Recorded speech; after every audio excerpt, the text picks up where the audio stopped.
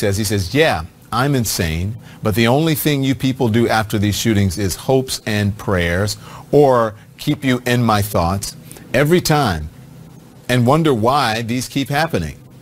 Let's bring in now Miss Juliette, James Galliano, and also Juliette Kayyem. I appreciate both of you joining us this evening. Juliette, your reaction to that final message, particularly what he said on the thoughts or hopes and prayers as he says it. And he's mocking us, and he's mocking how this nation reacts to this gun violence. I've sat in this chair, 3 times in less than 2 weeks, just on mass shootings, let alone all the other news, whether at a synagogue, a yoga studio, or, of course, what happened at the bar. And we sometimes think, just very quickly, that talking about gun control only has to do with the type of gun, because he only had a handgun. The success of the NRA has prohibited us or has stopped us from even studying gun violence, from stopping loopholes that exist. And third, essentially from expanding background checks. Now, in each individual, in this case, do I know that would have stopped it? Of course not.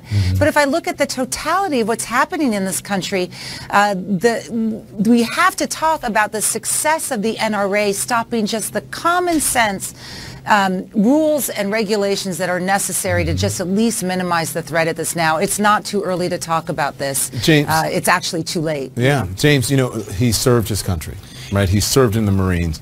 Is it possible that the military knew about his issues? I heard the sheriff this morning, obviously in the immediate aftermath, you discussed PTSD, and obviously without a psychiatric evaluation, that's difficult to say right now. But let's look at it from the perspective of the last 17 years. Essentially, the last 17 years in this country that we've been at war. In this country, 250 mass shootings, meaning 3 or 4 victims. 2,217 casualties and 799 dead people in that period of time. None of them fit in the same box. In this instance, you had a Marine machine gunner. You either carried a light machine gun or a medium machine gun, and he served at the height of the Afghanistan campaign, meeting in 2010, Don, which was the height of the surge and the bloodiest period of time for U.S. combat troops in Afghanistan. He was there. Now, can you attribute that to what he saw over there? Well, a lot of people come back and they adjust back into society. The vast majority of veterans that come back from seeing horrific things, war images, just horrific things that are unconscionable, we can't even imagine. Most of them adjust and go back to work and go back to their lives here. Some of them don't. Now, could that possibly be what led him to do this? Or could he have just been an evil person? There's a lot of things that go into this. It's not, we can't rubber stamp this because California has some of the strictest gun laws. There's a 10-day waiting period. Should he have had a gun? What's that? Should he have had a gun? Well, I mean, how do you stop somebody from getting one if there had been no indication before they had? But he had run-ins with the He did, but if we had everybody that had a run-in with the law and we said they couldn't have a firearm, that would be a huge amount of our population. We got 330 million people. A lot of them have run-ins with the law, whether they're charged or not in a misdemeanor or felony. Do we say to all those people? I mean, we have this conversation all the time. Civil liberties keep you safe. You want to put me in charge of this country and keep you safe? I'll install martial law. If we do that, we can keep everybody safe. Okay, but I'm just asking the question. If you're a felon, right, if you've been convicted of a crime, you can't vote. Yes. So, should you be able to have a gun? Convicted felons shouldn't be in possession of a firearm either. That's one of our laws. Absolutely. Yeah. Thank you. Thanks to both of you. Appreciate it. Thank you. I'm Don Lemon, and though polls closed 2 days ago, some key races still undecided tonight. House Democrats have so far picked up 30 seats, but that number could grow as more outstanding races are called. Tonight, some stunning news coming out of Florida. Governor Rick Scott, who is running for the U.S. Senate, is calling for an investigation of his own race against incumbent Democrat Bill Nelson. And also tonight, more fallout over the president's firing of Jeff Sessions. Sources telling CNN there is a growing sense of concern over the man who is now acting attorney general. Many White House staffers were apparently unaware of Matthew Whitaker's multiple public statements questioning the Mueller investigation and undermining its premise. Whitaker plainly stated he doesn't believe in the basis of the investigation that he is about to be in charge of. And Matthew Whitaker now has the authority to overturn anything Mueller does if he deems it, quote, so inappropriate, as he said, or unwarranted under established departmental practices that it should not be pursued. Well, protesters taken to the streets tonight demanding protection for the Mueller investigation. So we have a lot to discuss. Carl Bernstein is here. Also Max Boot. Max is the author of The Corrosion of Conservatism, Why I Left the Right. Douglas Brinkley joins us as well, the famous and brilliant historian. We appreciate all of you.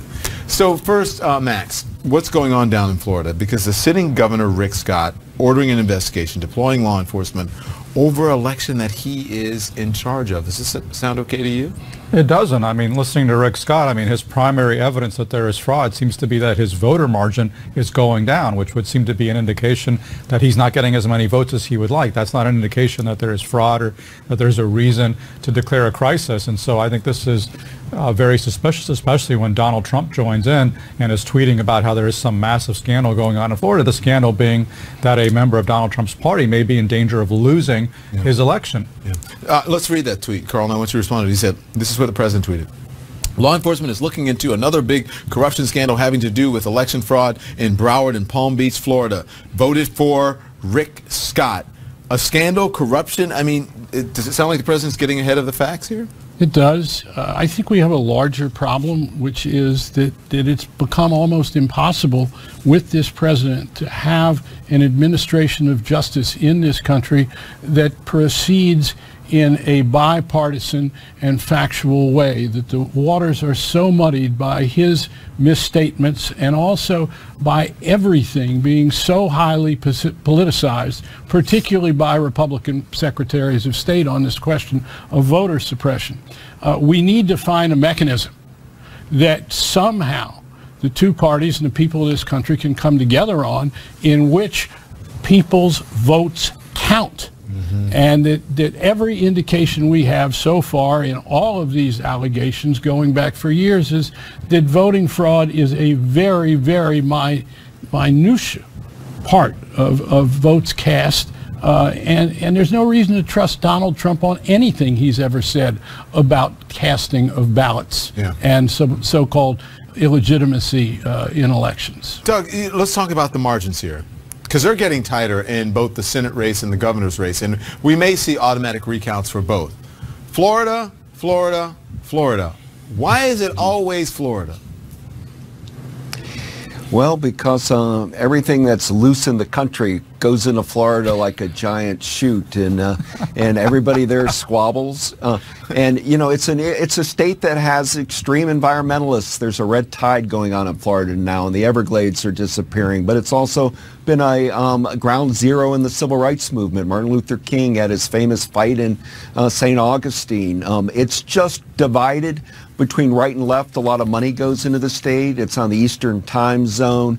Donald Trump lives in Mar-a-Lago, brought a lot of media attention there recently, but most famously 2000 with Gore and Bush, and that is one of the defining moments of our time when Al Gore ended up losing in Florida after it went to the Supreme Court. So dangling chads. Don't remind, please. And all. Oh, I still have nightmares about that. We got memory. It is. And but the other story, Don, if I just besides Florida yesterday, is Democrats are in control of Pennsylvania and Michigan now, which means in 2020 the Republicans at all cost have to have Florida. There's no way they're going to be able to win, and hence this is important for Republican Party that Rick Scott is able to persevere over Bill Nelson right now. I want to get something else in, because we're going to be talking about this whole thing that's happening in Florida, Georgia as well, if that goes to a recount. Max, let's talk about Matthew Whitaker, the acting Attorney General, because Jeff Sessions was fired, asked to resign, which means he's fired. Do you think he's now the acting AG because he is a frequent critic of the Mueller investigation? It certainly looks like it. I mean, it's hard to see what other qualifications he has. And, you know, there was that very compelling article that came out today from Neil Cattell and George Conway, Kellyanne Conway's husband, saying that this is a violation of the Constitution to appoint somebody who was not confirmed by the Senate as the acting Attorney General. And it's pretty clear why he was appointed, because he has this record of trashing the Mueller investigation. I mean, he's denied that there was Russian interference. He's denied that there was obstruction of justice. He's denied that there was collusion. I mean, he has prejudged the case before becoming Bob Mueller's supervisor. This is so improper on its face. This is so worrisome about what it means for the rule of law. One second, Carl, because I think it's interesting what you say. Why does George Conway keep doing this? That is against the White House's position when his wife is a... I mean, I think he feels strongly about these things, and you know, he's a lawyer with tremendous conservative... He's free to express and he has tremendous conservative credentials, but he's really broken with his Federal Society brethren. And the question you should really ask is not why is George Conway speaking out? Why are all these other conservative lawyers not speaking out when the rule of law is under assault from the President of the United States? You say that you believe that this is all about a presidential coup? Well, it is a presidential coup to undermine the administration of justice and the rule of law in the United States, such as we have never seen. In Watergate, we had a secret conspiracy led by Richard Nixon to undermine free elections, to obstruct justice. This is being done by a president of the United States in plain sight. He's not trying to hide anything. He is saying to his base, he is saying to Republicans, go with me to shut down this investigation by this new appointment that I have made. Plain sight, obstruction, undermine. It is unprecedented. It is a slow motion Saturday Night Massacre. You've been and saying then that for some. a long time. Ever since this all started, you were saying it was a slow motion Saturday Night Massacre. Well, Woodward and I wrote a piece in the Washington Post saying that at some point this was going to come. Now it has, and the price is so high institutionally in terms of the Constitution and in terms of what it means to have a functioning democracy with three branches of government that functions. The fact that Republicans have gone along with this and continue to, in Watergate, the big difference is that when Nixon fired Archibald Cox and you had the resignations of the Attorney General and Deputy Attorney General, the Senate, by a 77-0 vote, unanimous, voted to create the Senate Watergate Committee because Republicans joined with Democrats to say we cannot have this kind of obstruction. No, but it's not. We should not make light of this. No, I'm not. That's an honest question. No, of course we're not going to have any such thing.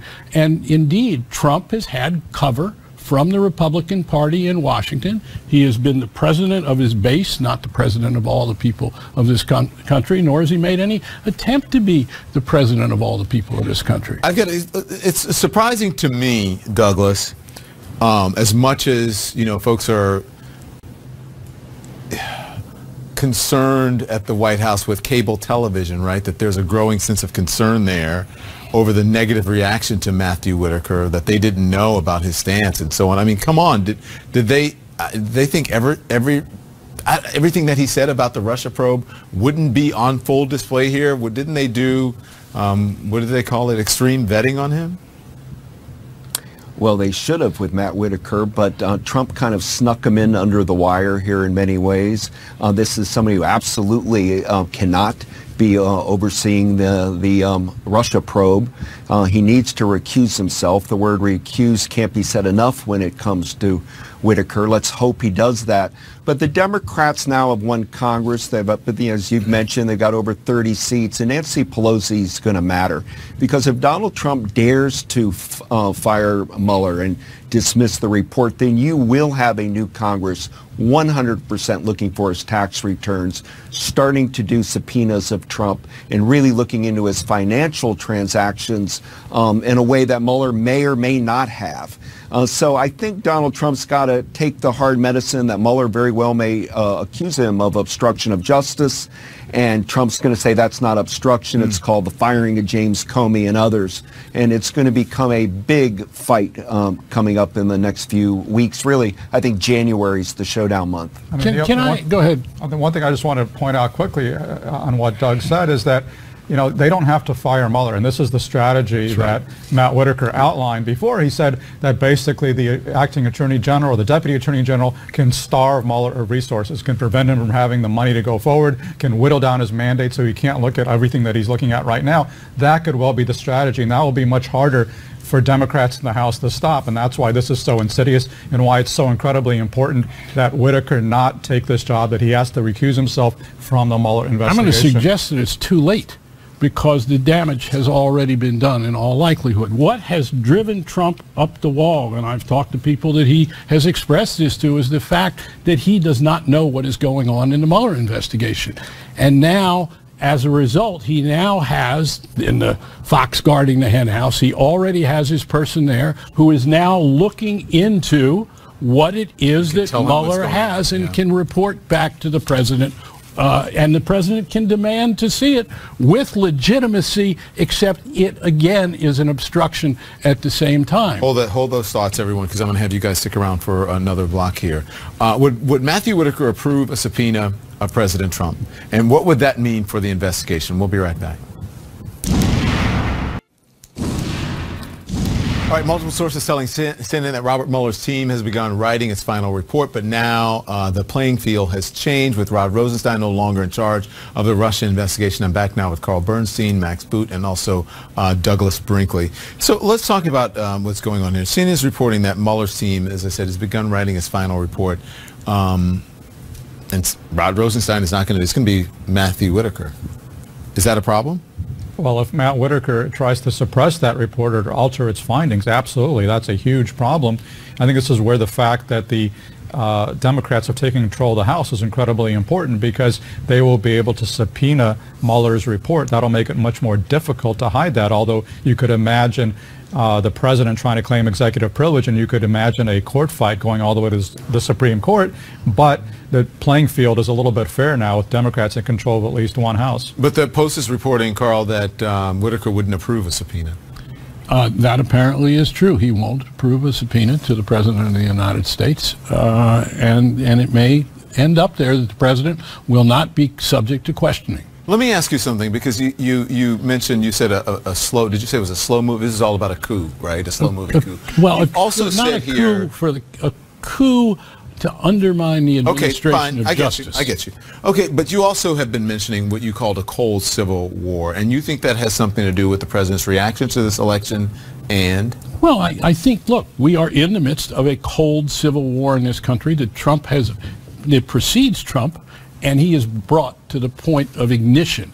And what we saw yesterday was a rageaholic president, almost as we've never seen him, and that he's enraged, among other things. A reason he's so enraged at the press is that the press is the reason in his mind that the Democrats won the House, and the reason that Mueller is still there doing his job.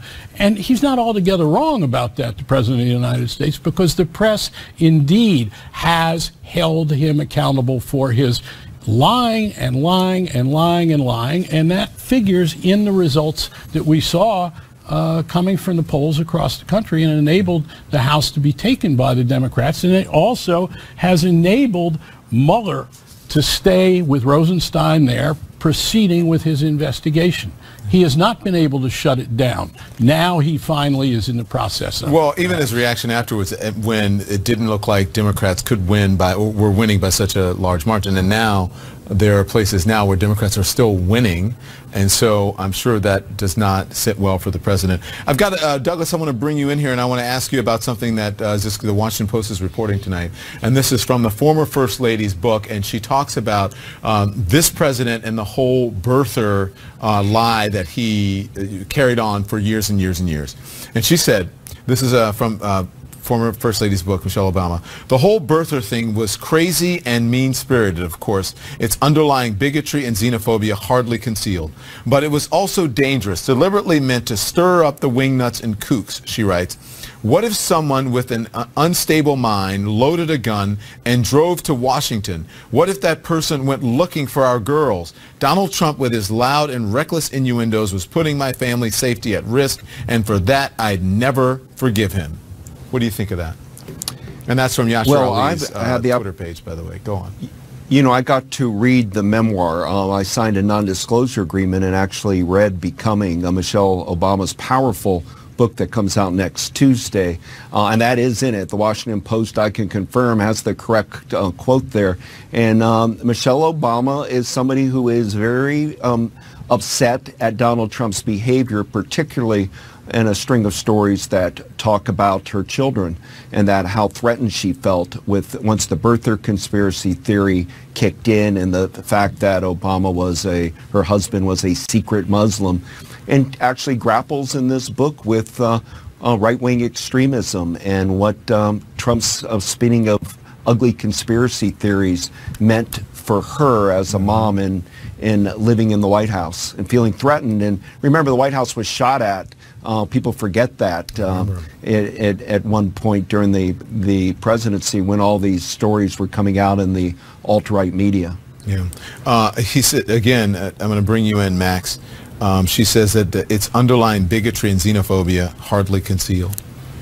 Well, that bigotry and xenophobia is in plain sight right now as well, Don, and certainly you saw it in plain view during the end of the midterm campaign. I mean, to the point that Mrs. Obama was making about the conspiracy mongering about birtherism, I mean, we've always had conspiracy nuts in this country, right? People who thought that Eisenhower was a Russian agent or that the moon landing was fake. What we've never had before is we've never had a conspiracy monger in the White House, and Donald Trump continues to propound crazy conspiracy theories even as president. For example, suggesting that George Soros was behind the Central American caravan. This is very corrosive. This is an assault on truth. This is an assault on sanity emanating from the White House. Okay, Carl. It's a war on truth, and that has been why he has been strong to his base. But before you do that, and I'll let you finish, what do you think of the First Lady's remarks, though? I'd like to read the whole book. I think that, look, I think the important thing she's talking about there, and Max is saying as well, Donald Trump has done all of this in plain sight. He's made no attempt to hide the conspiracy. He is out there with the wild conspiracies. It helped carry him to the White House, and now it is the basis by which he governs. And he governs through his words, through his conspiracies, through appealing to this base that goes along with this, including the Congress people who are in the Republican Party in a position to stop it and have done nothing whatsoever to say, hey, we cannot have this. Yeah. Douglas, I'm paraphrasing here, but she says she is put off, the former First Lady, put off by politics. She's seen nothing in the last 10 years that would change that, and that she's not going to run. I don't think she was. I mean, she stood by her husband, but it is my understanding that she wasn't a big fan of him running in the first place. She was never a big fan of politics. Absolutely. Michelle and you can Obama understand really why. Doesn't like we know the reasons why, and she just wasn't wired that way. But she fell in love with Barack Obama. She fell in love with his great grin and his warm heart, and they became this storybook fairy tale couple. And you know, the memoir, which is going to be this mega hit, Don, this thing's going to sell so many copies I can't even tell you. It's because it's not a Washington cookie cutter book memoir. It's a beautiful piece of literature that she's done, and a lot of it's uplifting about, you know, Chicago and her childhood and her parents, on and on. The Trump parts, and you've just quoted one part from the Post, but I think the Trump parts were obviously going to garner a lot of media attention because we would think maybe she tried to avoid that clash, but no, she goes right at the President of the United States for intimidating her family and for lying to the American people and for being a misogynist. She says, according to the Washington Post, Max, that her body buzzed with fury after hearing the Access Hollywood tapes. I think a lot of women, a lot of people can relate to that. I mean, I don't blame her. I mean, I think everybody with any sense of decency should be buzzing with outrage on a daily basis about the things that Donald Trump says and does. I think what's alarming to me is the way that it's been normalized, and we kind of accept it and we move on, and there's so many outrages piling up. I mean, we don't have time to talk about the fact that he barred, you know, for example, Jim Acosta from the White House because there's a more important scandal, which is that he fired Jeff Sessions and installed this henchman at the Justice Department. But there's something something every single day, and it's normalizing this kind of craziness. And I think it's, Mrs. Obama's to be commended. We can't lose that sense of outrage about what he's doing. I got to go. We're out of time. Thank you. Thank you all. I appreciate it. Thank you. From NFL linebacker to front lines of Congress, the front lines of Congress, Congressman-elect Colin Allred joins me on his historic win. Democrats have netted at least 30 seats in the House, and there are a few key races still to be called. This blue wave is bringing in newcomers who could shape Congress for years to come. And one of those newcomers is Colin Allred. He's a former NFL player turned attorney, now turned congressman-elect. And we spoke to him the night before the election, and he joins me now. Congressman-elect, thank you so much. We appreciate you joining us. Congratulations on your win. Yeah, thank you so much, Don. Really happy to be with you. You beat a congressman who represented your district for over 15 years. How do you think you pulled that off? Well, I think that my opponent had lost touch with this district, and I had a story to tell about who we were here in North Texas. You know, this is where I was born and raised, and I think I had a story to tell about what we do and what we can do when we invest in each other and when we give folks a chance. And people responded to that, and I'm so proud of everyone in this community who got involved in our race, who spent their precious evenings and their weekends talking to their neighbors. I think that was the difference maker for us. You said that folks gave you a chance. You were happy that folks gave you a chance. So in giving you the chance, and I guess they think that you're going to be their voice. So what are the issues? We spent a lot of time talking about issues, but what are the issues that are important to them? Yeah, well, as we talked about the other night, healthcare is definitely number one. And I think people were worried about what was going to happen with healthcare. They were worried that we were going to lose those protections for pre-existing conditions like breast cancer, which my mom has had. And I think they understood that this is something that probably shouldn't be a political football, but it had become one. But we also have some things that are unique to our area, like infrastructure. We're one of the most rapidly growing areas in the country. And if you come down here and drive on our streets, you will feel that. We need to invest in that infrastructure. We have jobs that we can't fill because we haven't done enough on job training. We need to invest in that as well. Yeah. So another issue, is going to be that you're going to have to deal with, and that is gun violence. It's going to be mass shootings, sadly. Another devastating mass shooting last night. 12 people killed at a bar in California. Give me your stance on gun violence. Yeah. Well, we clearly have to do something, and this is a public health crisis, in my opinion. And it begins with universal background checks on the sale of all guns. There are loopholes that are open right now that we absolutely must close, and this is something that I think is consistent with the Second Amendment, consistent with the Supreme Court's rulings in this area, and it's something that I think the majority of responsible gun owners here in Texas agree with. We already have a pretty rigorous process here for getting a concealed handgun license. I think people understand that this just keeps people safe. Yeah. So, people in D.C., lawmakers have been trying to tackle this issue forever. You know that. But yes, with a Republican Senate passing gun legislation, I mean, that seems unlikely. Is there a risk that you won't be able to deliver anything to your voters on this issue? Well, Don, as you know, it took decades to get the Civil Rights Act. It took decades for us to get women's suffrage. Sometimes fights are worth having even if you can't get them done immediately. And I think the American people, certainly the people of my district, expect us to try and get something done on this, to take common sense steps. And if folks stand in the way of that, I think there's going to be political consequences for doing that. Yeah.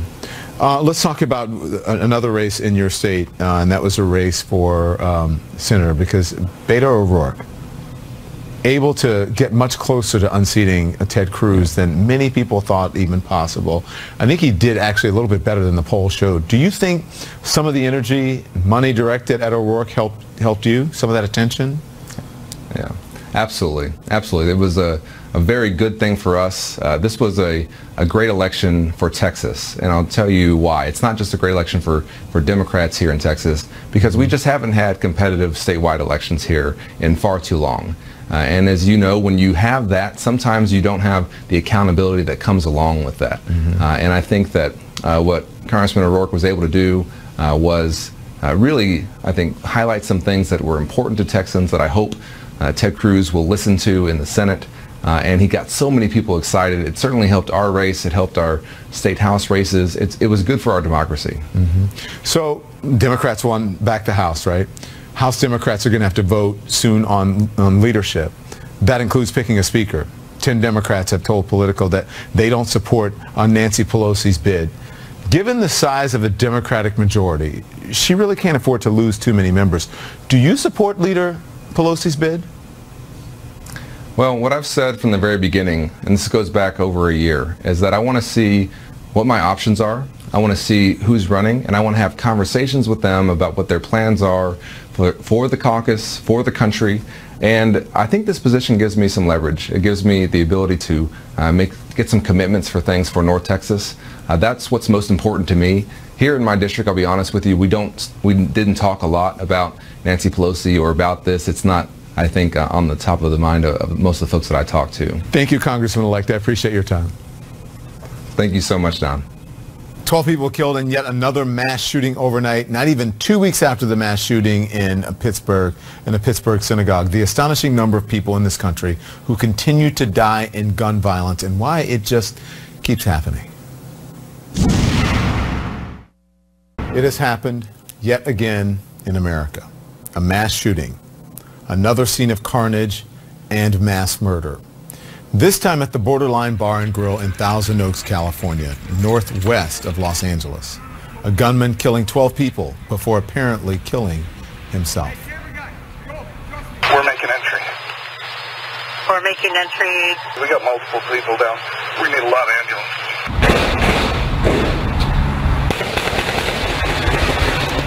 There are multiple shots being fired. The back northwest area.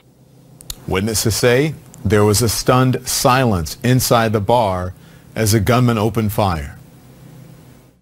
It appears he walked up to the scene. He shot the security guard that was standing outside. He stepped inside. These big pops, pop, pop, pop. I saw him point to the back of the cash register, and he just kept firing. The gunman is identified as 28-year-old Ian David Long, a Marine veteran who served in Afghanistan and was often seen at the bar. Tonight, authorities have identified a Facebook post that they believe he posted around the time of the attack, and here's what it reads. Hope people call me insane. Wouldn't that just be a big ball of irony? Yeah, I'm insane, but the only thing you people do after these shootings is hopes and prayers, or keep you in my thoughts every time and wonder why these keep happening. Why are these mass shootings still happening time after time after time? I want to replay for you, if you will, the very words that we wrote on this show right after the murders at the high school in Parkland, Florida. This was back in February. It broke our hearts. Every single one of these shootings, they always do break our hearts. That was 9 months ago, and it's as if we wrote the script tonight after this latest massacre. This is a sickness that has infected the country. Unchecked and unfettered gun violence. Today, 17 lives are over. 17 families are torn apart. Parents who sent their kids to school this morning, imagine that. Many people send their kids to school, just like they've done every other day for years. They trusted their kids would be safe. Teachers went to work this morning, trusted that they would be safe in their space, in their work environment. The way we all should be safe in our work environments every day, everywhere, in our schools, our churches, our offices, at concerts, at nightclubs. Do you feel safe tonight? There's another fact that we need to face. Every single one of us is just playing the odds at this point. The odds that in a country of 325 million souls, that we won't be the ones who get hit by the next bullets that start flying. We won't be the one that gets that phone call about someone you love who did. Your son, your daughter, your brother, your sister, your spouse, or your parent, even a friend, anyone you know. The phone call that changes your life. But with every deadly shooting in this country, the odds get worse and worse and worse. Are you really willing to keep playing those odds? Your life is too precious for that. The lives of our loved ones are too precious. The lives of the people in our cities and towns are too precious. Have we forgotten that life is a gift? It's a disgrace that this is still happening after Sandy Hook, Columbine, Virginia Tech, Emmanuel AME Church, Pulse nightclub shooting, Las Vegas, the list goes on and on and on. This is who we are right now. But is this really who we want to be? A country where anybody at any time could be shot to death. And then when a bunch of people are killed and lives are shattered, we are sad and maybe angry, and then we forget and we move on until the next time, with the tragedy remaining in the headlines for even a shorter time than it did before. So just forget politics here. This is about lives, the lives of all Americans. We need to keep guns out of the hands of dangerous people. Everyone agrees with that. People who oppose gun control will say today is not the day to talk about it. And you know what? They are absolutely right. Because the day to talk about it was weeks, months, years, or decades ago. And yes, of course, we also need to make mental health a priority in this country. But guess what? We can do both. We can do both of those things at the same time. If we don't, we have no one to blame but ourselves. This is America, people. Don't forget that. I know that we are better than this. So, what's happened since the Parkland murders, since I said that? More shootings than we could possibly go through. So here are just a few of them, okay? A gunman fatally shot 4 people in a Waffle House in Tennessee. That was in April. A gunman killed 10 at a Texas high school. That was May. A shooter killed 5 in a Maryland newsroom, June. In California in September, a gunman went on a shooting spree, killing 5 and then himself. And less than 2 weeks ago, a gunman kills 11 worshipers in a Pittsburgh synagogue. Mass shootings in America. A crisis? Okay, Justice Ruth Bader Ginsburg fractured 3 ribs after falling in her Supreme Court office last night, the court said in a statement. So Ginsburg, who's 85 years old, was hospitalized for observation and treatment. She became the 2nd woman to serve on the High Court and is now a progressive and pop culture icon. So joining me now is Erin Carmon, the co-author of Notorious RBG, and everyone loves that name. Good evening. Thank you so much for joining us, Erin. You know, Thank you for having me down. You literally wrote the book on Ruth Bader Ginsburg. Talk about the reaction to her latest health scare. Well, from the moment that I woke up, I'm in the West Coast. From the moment that I woke up, I started getting panicked messages from the many people out there who love Justice Ginsburg. They're, of course, concerned when they see a headline that says that she's in the hospital. But that said, I am here to reassure all of Justice Ginsburg's fans. She has certainly been through worse. She is extremely resilient. I actually just this evening spoke to her trainer, Bryant Johnson, author of the RBG workout, and I can exclusively report that he is not worried. So if her trainer is not worried, I am not worried. He calls her tough as nails, and he says that he's pretty sure he's going to have to hold her back from having to do more push-ups. Oh my God, okay. So listen, let's talk about, she's been through, this is the first time that she's had a major medical scare. Can you tell us more about her health history? She has had some serious bouts with hospitalization in the past.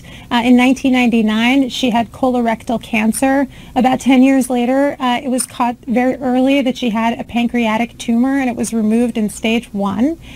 She has actually previously been hospitalized for a bruised rib, and she also had a heart stent put in 2014.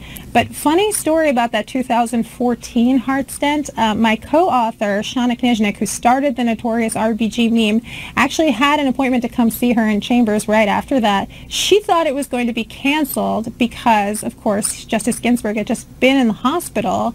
But when she arrived and the meeting was still on, she asked Justice Ginsburg if she had any message for her fans. And again, she's about 10 days out of the hospital at this point. And Justice Ginsburg said, "Tell them I'll be back doing push-ups next week."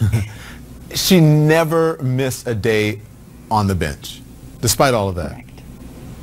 Yes, and I believe that that is a record that she still holds because I believe the court was not sitting today. So we shall see how quick her recovery is. Of course, she should take all the time.